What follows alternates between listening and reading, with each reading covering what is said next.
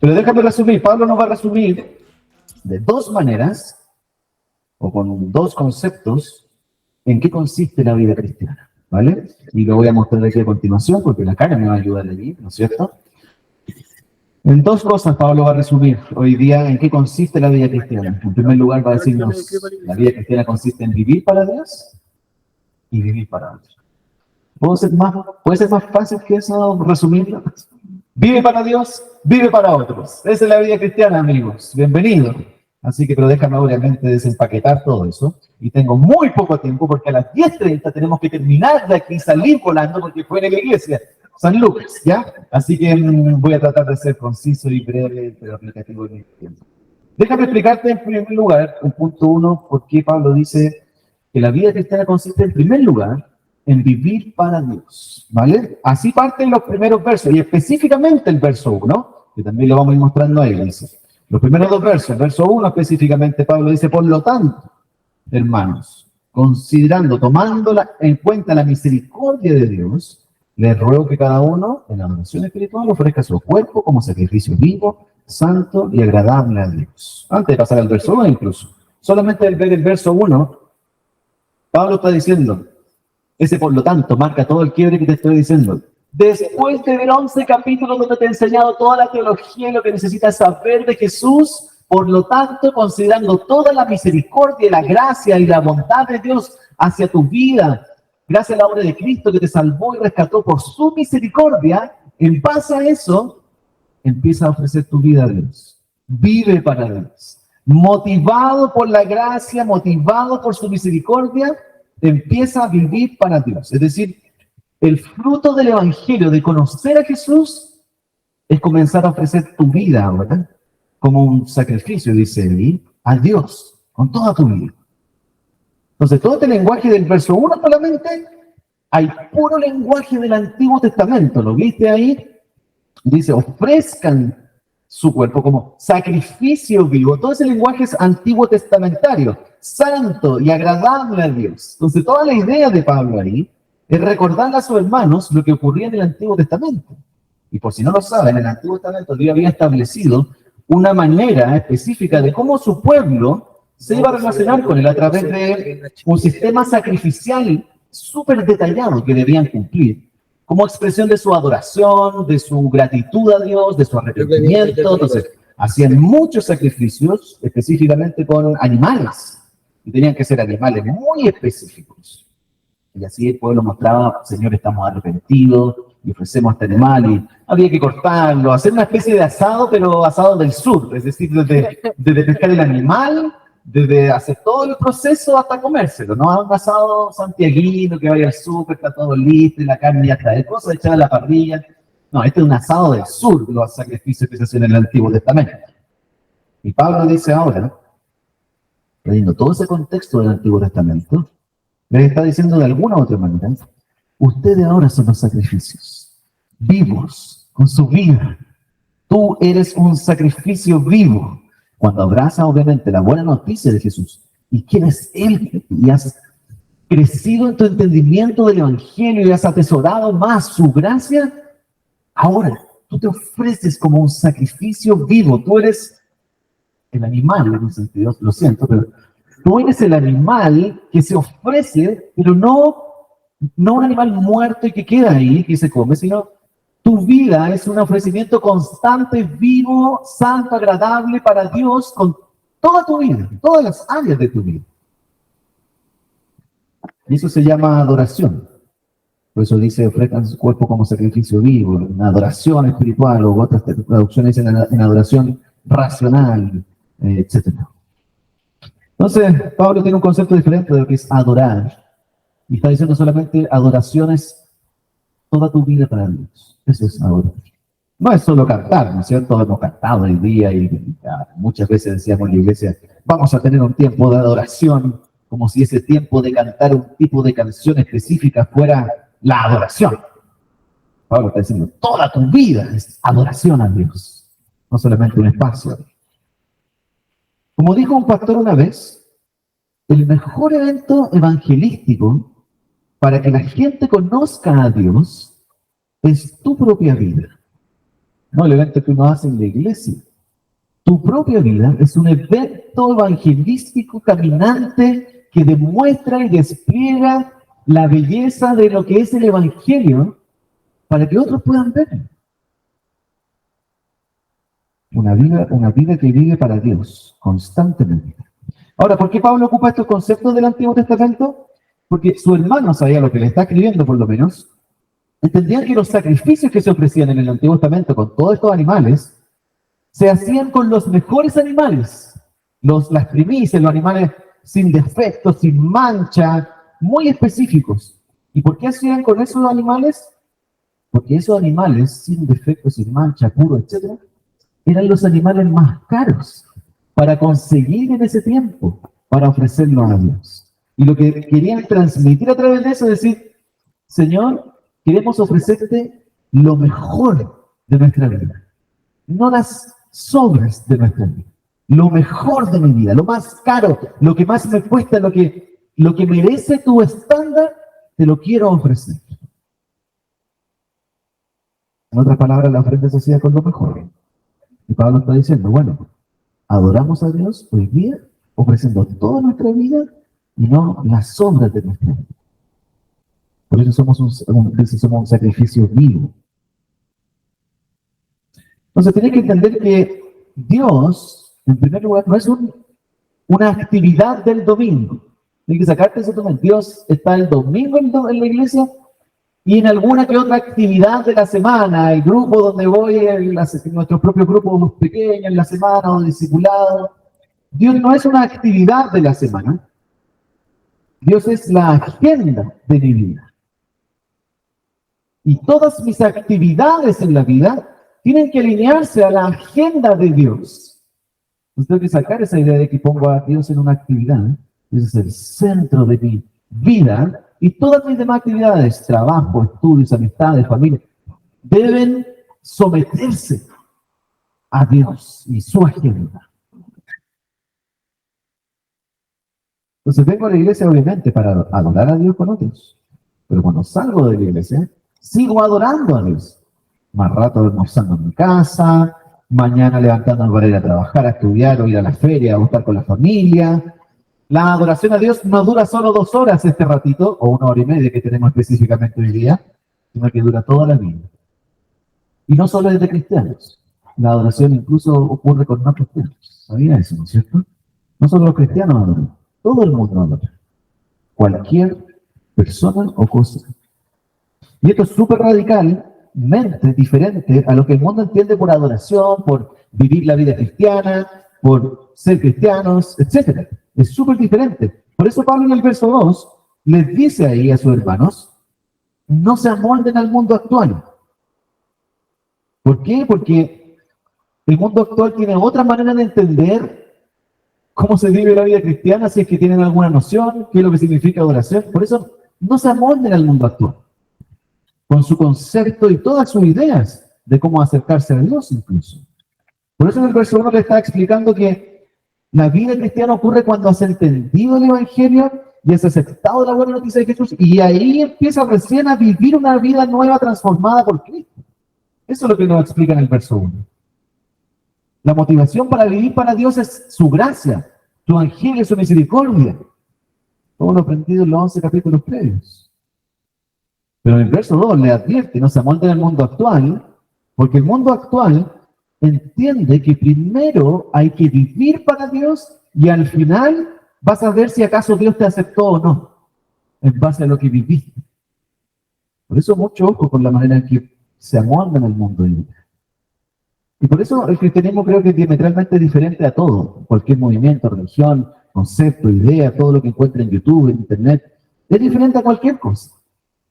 Porque primero, Dios te acepta y luego vives para Él, dice el cristianismo. Pues la religión dice, vive para Él primero, y al final, si es que tus obras buenas logran ser más que las malas, Dios va a hacer alguna especie de ecuación matemática, va a sacar algunos cálculos y quizás te va a hacer.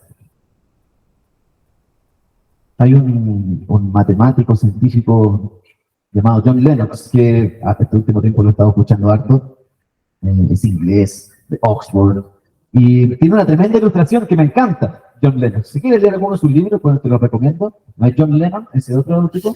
Este es John Lennox, el bueno, ya este es el que tienes que leer.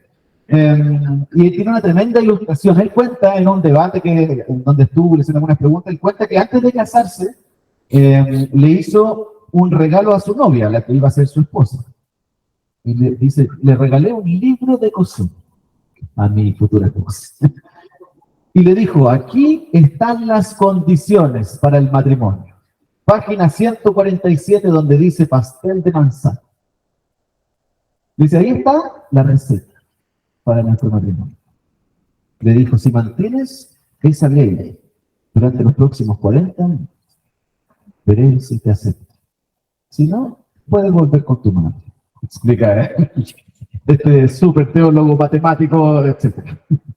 Suena súper raro lo que dice. Pero después él agrega y dice, bueno, suena súper raro porque no estaríamos dispuestos a hacer algo así con una persona. Pero estamos dispuestos a pensar de esa manera de Dios. Si cumples todas estas normas, voy a ver si al final te acepto y eres salvo y si te amo. Y eso es todo lo opuesto que el cristianismo enseña. ¿Te das cuenta? Tú no lo aplicarías con una persona, pero sí con Dios. Dios, voy a vivir para ti, tengo que hacer esto, cumplir todas estas normas para que al final me aceptes. Es así de ridículo como suena en una relación amorosa no haríamos eso. De hecho, cuando te casas, cuando están casados, si es que se acuerdan, cuando hacen sus votos delante de mucha gente adelante, y los que algunos se pueden casar, ¿no? Uno dice muchas cosas adelante. No, si es que te portas bien conmigo y si me amas y me respetas, te voy a amar al final. Te acepto ahora, en este momento, delante de toda esta gente, en la adversidad, en la abundancia, en la escasez, en la vida, en la muerte. Te voy a aceptar ahora para el resto de mi vida, independiente de cómo venga el futuro. Eso es lo que ocurre, es la imagen del cristianismo. Dios te acepta por gracia, te ama, incluso al punto de mostrarlo en la cruz, dando su vida para decirte, te acepto, bienvenido a mi familia, y ahora en base a esta gracia que has recibido inmerecidamente, empieza a vivir para mí, libre, sin tener que esperar algo a cambio de mí, sin tener que negociar algo entre nosotros dos. Todo está completo, todo está listo, todo está ganado. Empieza a vivir para mí. Dime si no es una tremenda libertad poder vivir la vida cristiana así. Y no siempre estar pensando, ¿me amará Dios hoy día? ¿Me porté mal? ¿Que ahora quizás me va a castigar? Ese peso de vida cristiana falsa. El cristianismo dice, eres aceptado, por lo tanto, vive para Dios. Lo que Pablo está diciendo. Y eso es súper racional, súper lógico. Por eso dice, en algunas traducciones, ofrézcanse en adoración racional. La palabra original ahí es una palabra de donde sale la palabra lógico hoy día. Entonces, lo más lógico que puedes hacer es, entiendo el Evangelio, vivo para Dios. Eso es lo más lógico. Cuando no haces eso, estás siendo una persona ilógica, poco racional, creyendo que ya, Dios me ama, pero no estoy viviendo para Él, o tengo que vivir para Él primero para que me ame. Eso es súper irracional y poco lógico, dice el apóstol. Entonces tengo que preguntarte a ti, ¿estás adorando a Dios con toda tu vida, como dice el apóstol acá? Ofreciendo todo tu ser, tu vida como sacrificio vivo, constante, diario, matutino, nocturno, con la familia, en toda la área de tu vida. ¿Estás adorando a Dios con toda tu vida? ¿O con las obras? Como el tiempo que me queda, las actividades que pongo en mi agenda nomás, como que esos son los momentos de Dios. ¿Qué es lo que te está transformando si eres cristiano o cristiano? ¿Su gracia o el miedo al mundo, como dice el apóstol Pablo? ¿Moldando más a la idea del mundo? ¿O es su gracia, su evangelio, el entender los 11 capítulos anteriores, lo que te está transformando? ¿Has entendido los 11 capítulos anteriores de Romanos? ¿Estás entendiendo el Evangelio, la misericordia de Dios expresada en la cruz de manera gratuita, justificando a los injustos por su gracia? ¿Estás entendiendo eso y atesorándolo y creciendo en ese entendimiento?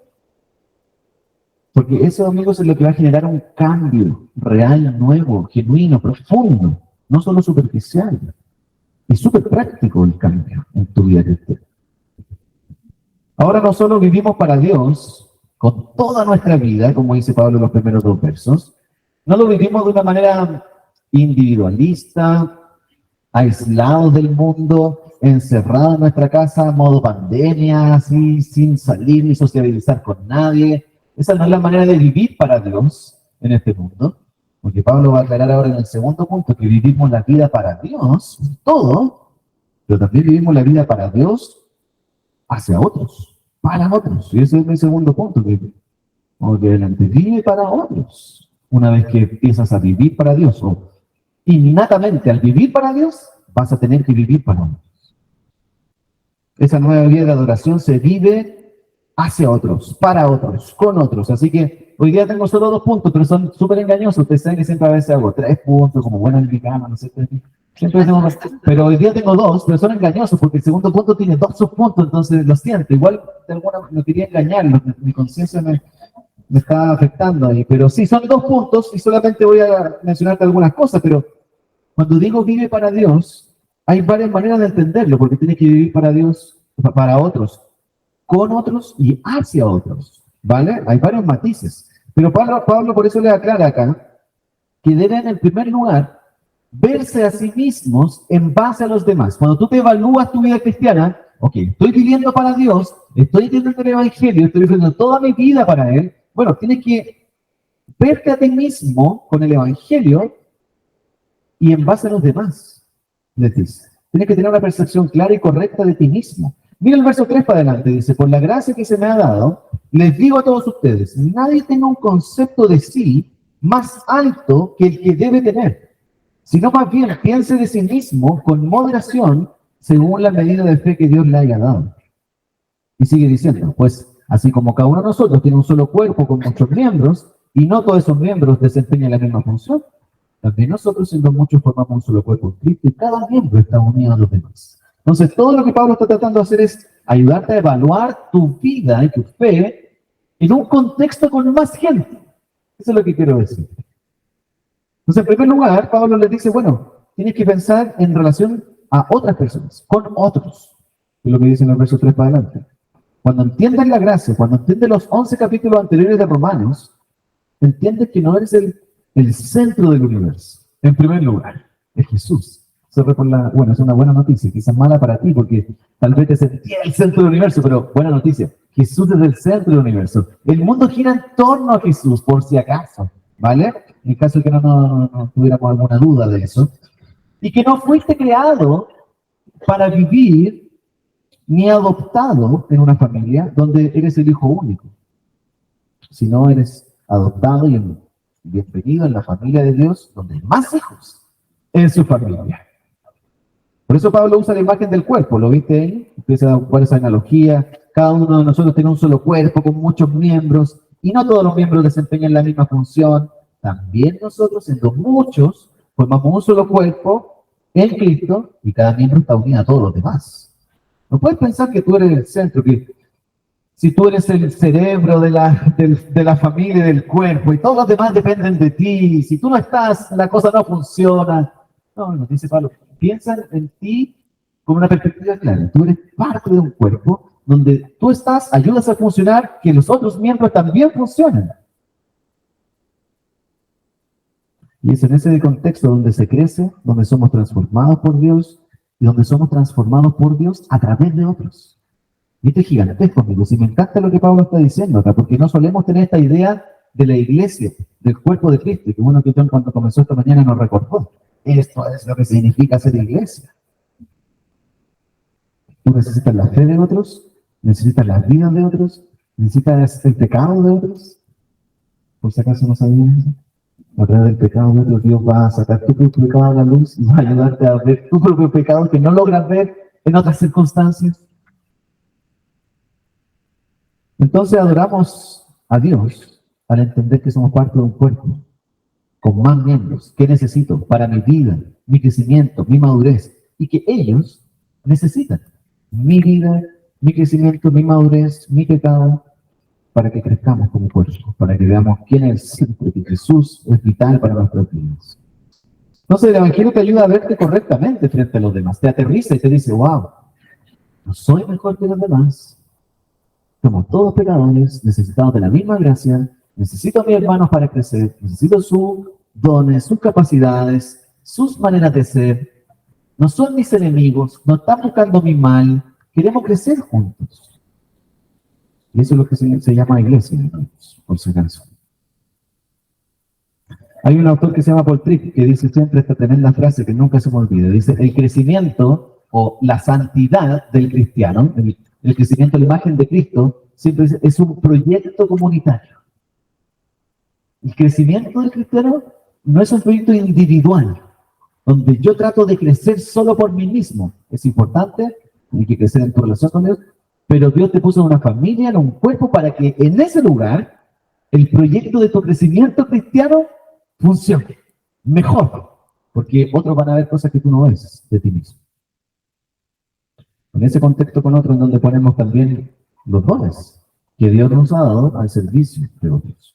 Por eso digo que no solo vivimos para Dios, sino que también vivimos para otros, con otros, y ahora te quiero mostrar que también vivimos hacia otros. Todas esas preposiciones, ante, bajo, con, contra, desde, hacia, por, todas esas que te pasaban en quinto básico, tú dices, ¿para qué me va a servir toda esta enseñanza del colegio? Para leer la Biblia. Es muy importante, ¿no es cierto? Estamos viendo a ver todas estas cosas en el griego, y las conexiones, las preposiciones, son muy importantes, porque vivimos con otros, en un cuerpo, y hacia otros, ofreciendo nuestros dones para el bien de otras personas. Mira el verso 6 al 8, Pablo les dice, tenemos dones diferentes. ¿Somos todos iguales en el cuerpo? Pero tenemos dones diferentes, según la gracia que se nos ha dado. Si el don de alguien es el de profecía, que lo use en proporción con su fe. Si es el de prestar un servicio, que lo preste. Si es el de enseñar, que enseñe. Si es el de animar a otros, que los anime. Si es el de socorrer a los necesitados, que dé con generosidad. Si es el de dirigir, que dirija con esmero. Si es el de mostrar compasión, que lo haga con alegría. Así Pablo dice que vivimos para otros, ofreciendo nuestros dones que Dios nos ha dado por su gracia para el crecimiento de otros. Y ahí Pablo da una lista de dones, que no son los únicos, no es una lista limitada. Si no tengo uno de esos dones, no soy cristiano, no puedo funcionar en el cuerpo. No es una lista detallada ni única, y tampoco vamos a entrar en tanto detalle en cada uno de esos dones por tiempo, pero solo quiero mencionarte algunas cosas. En primer lugar, toda esa lista de dones nos muestra que en primer lugar somos todos iguales en Cristo, pero al mismo tiempo somos todos diferentes en nuestras capacidades para servir a otros. Y eso tiene que tenerlo súper claro. Tenemos diferentes dones. Y generalmente los teólogos suelen agrupar estos dones en tres categorías grandes. Los dones de enseñanza, los dones de liderazgo y los dones de servicio. Puedes hacer categorías, etcétera, etcétera. Pero simplemente tienes que darte cuenta que hay varios tipos de dones, categorías, solamente para que tú veas, bueno, ¿dónde están mis dones acá para poner al servicio de otros en su familia? Y también es posible tener varios de estos dones, tal vez. Hay gente que enseña muy bien y también sirve muy bien y es muy generosa. No es que tienes que tener uno de estos de la lista. Listo, tengo don de enseñanza. Y no desarrollo ningún otro don. No soy generoso, yo solo enseño. No puedo seguir moviendo sillas porque yo solo enseño. Esa cosa no puede ocurrir. Puede tener alguno de estos dones, puede en un momento específico necesitarse varios dones trasladados para el funcionamiento del cuerpo. Pero si es cristiano, tienes dones. Tienes que tener súper claros. En segundo lugar, los dones no son para mí, sino que son para otros. Estos dones se usan dentro del contexto de la iglesia, buscando el bien, buscando el crecimiento, buscando el bienestar de los demás. Para eso son los dones. Por lo tanto, si no sabes cuáles son tus dones, no es solo porque quizás no logras verlo, es porque quizás no te has involucrado en la comunidad de tal manera que no has podido ver cómo servir mejor. Entonces no es solo que Señor, no sé cuáles son mis dones, revélamelo, mándame una señal, no sé. La señal es, bueno, ponte a servir. Y métete, involúcrate en la comunidad y sé parte de la vida de otros. Y en ese contexto, yo estoy demostrando, wow, me gusta hacer esto. Oye, parece que soy bueno para algo en la vida y parece que soy bueno para esto. En el contexto de ponerte a servir. Me acuerdo de un amigo pastor que siempre me decía eso. ¿Qué dice cuáles son tus dones? Ponte a servir. Y empieza a hacer, ¿qué empiezas a hacer? Y ahí vais viendo, oye, para esto soy Superman, ¿no? Y otros van a decir, no, ¿sabéis qué, hermano? Creo que quizás no son tus dones, podríais ver. Y ahí la iglesia te va ayudando, ¿vale? Pero ponte a sentir. Y ahí vas a ir descubriendo y el Señor te va demostrando cuáles son tus dones. Mientras más te involucras con otros, más claridad vas a tener para saber qué es lo que te gusta hacer, para qué Dios te ha llamado, para qué Dios es bueno, etcétera. ¿Vale? En la iglesia Puente siempre digo esto cuando hay gente nueva que llega también. En nuestra iglesia no queremos, nuestro objetivo no es armar ministerios, que en la iglesia anglicana le llamamos ministerio a instancias específicas para desarrollar algunos dones. Entonces, ministerio de matrimonio, ministerio de este, ministerio de otro. En la iglesia Puente queremos ser al revés. No queremos armar ministerios para meter gente a servir ahí. Queremos hacer al revés. Queremos ver cuáles son tus dones y en base a tus dones armamos algún ministerio. ¿Okay? Para que no forzar personas que quizás no les gusta esa área, no son buenos para eso, no tienen el don para eso, no nos forzamos, tenés que meter a trabajar en esto, porque este es el ministerio de la iglesia. Chuta, pero es que como que al final no lo disfruto. Al revés, ¿cuáles son tus dones? ¿Qué te gusta hacer? ¿Para qué eres bueno? Ponte a servir. Y en base a eso, bueno, vamos viendo. Desarrolla algo, invita a otros que tengan tus dones y empieza a desarrollar las cosas. ¿Vale? Eso es lo que queremos hacer en la iglesia, porque en el caso de él, para que lo sepas, así que si tienes claro tus dones, bueno, ponte a servir, vamos juntos. Y en tercer lugar, si eres cristiano, tienes dones. No hay cristianos sin dones para servir. Dios lo ha repartido a cada uno por gracia, capacidades del cielo que no tenían para poder servir a la iglesia y al cuerpo. ¿Sabes cuáles son los tuyos? Comienza a servir, ponte a disposición. Pastor, no sepa que soy bueno. Bueno, sí, vamos a los baños. Realmente ahí partimos viendo cuáles son mis dones. ¿Quería ayudar? Vamos a limpiar el baño.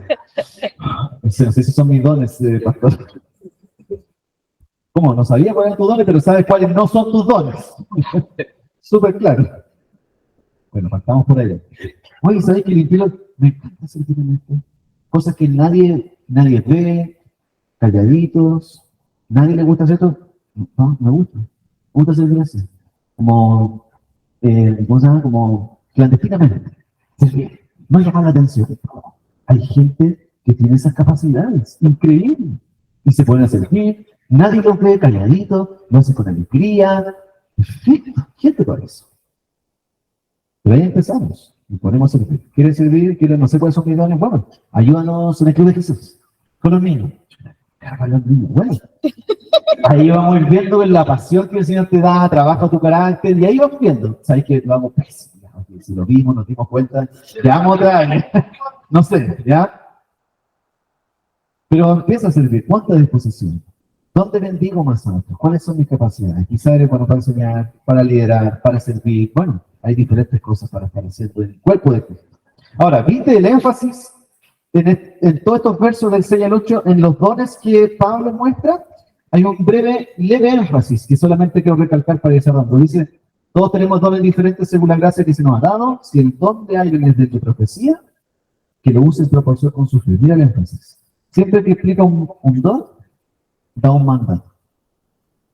Si es el de prestar un servicio, que lo preste. Si es el de enseñar, que enseñe.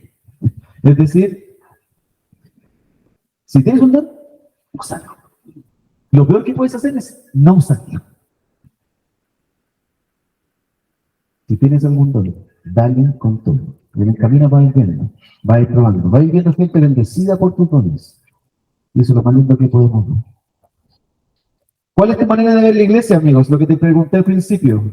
¿Cuál es tu manera de entender la vida cristiana? ¿Cuál es tu manera de entender cómo se vive la vida cristiana en general? ¿Es una actividad para ti de la semana? ¿O es una familia, una identidad propia que tengo que no la puedo separar y casillar en mi agenda? ¿Te está creciendo y haciendo crecer la fe de otros como cristianos? ¿Estás usando tus dones para eso? Pablo está desafiando en estos versos nuestra manera de entender quiénes somos y cuál es nuestro rol dentro de la iglesia. Entonces, ¿cómo resumirías tú la vida cristiana? Yo ya lo resumí acá. Vive para Dios, vive para otros. Ojalá, si no entendiste nada hoy día, ándate con esas dudas. Vivo para Dios, vivo para otros. Eso es lo único que me acuerdo, pastor. Vamos, dale con todo. Hay un autor que se llama Tim Keller y lo resume de la siguiente manera.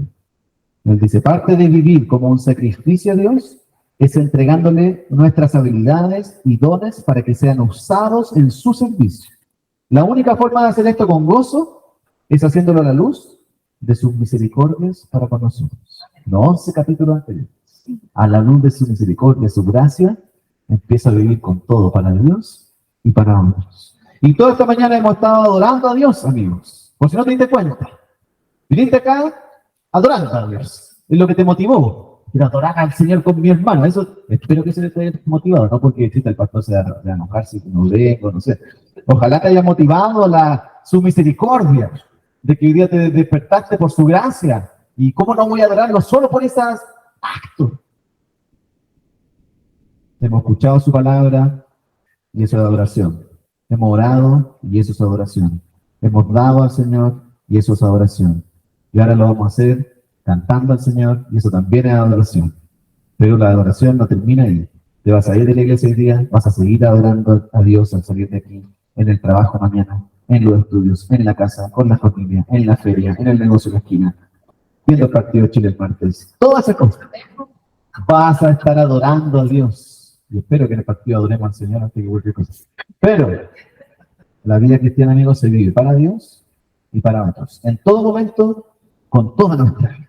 ¿Ven? Y como no tengo el don de cantar, pero sí tenemos personas que tienen el don para cantar, los vamos a invitar para que cantemos juntos al Señor. Por eso necesitamos gente que canta bien, no como los pastores que suelen cantar terrible.